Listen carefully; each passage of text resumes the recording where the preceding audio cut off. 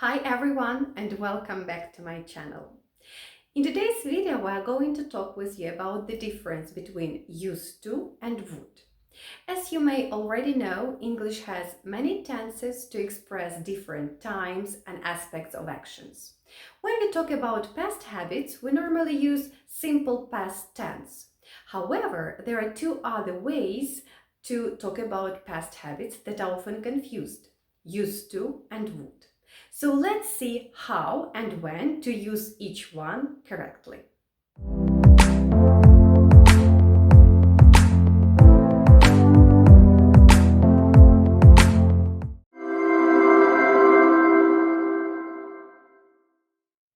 First, let's talk about used to. We use used to talk about past habits or states that are no longer true or no longer exist. For example, I used to smoke, but I quit last year. Or my hometown used to be a small village, but now it's a big city. How to form the sentences with used to? To form the positive sentences, we use used to and the base form of the verb. I used to play football when I was younger. Used to plus play. Negative sentences. We say didn't used to plus the base form of the verb. I didn't used to like broccoli, but I do now. To form the questions, we say did plus subject plus used to plus the base form of the verb. Did you used to live in New York? I used to wake up early when I was a child, work on some project.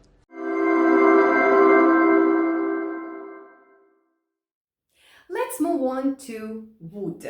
We use would to talk about past habits or actions that happened repeatedly or regularly in the past. For example, when I was a kid, I would ride my bike every day after school. Or my grandma would always bake apple pies for us on Sundays. How to form the sentences with would? To form positive sentences, we use would plus the base form of the verb. For example, she would always sing in the shower. Another form is negative. How to form negative sentences with would? We use wouldn't plus the base form of the verb. When we were at school, he wouldn't talk to anyone at the party.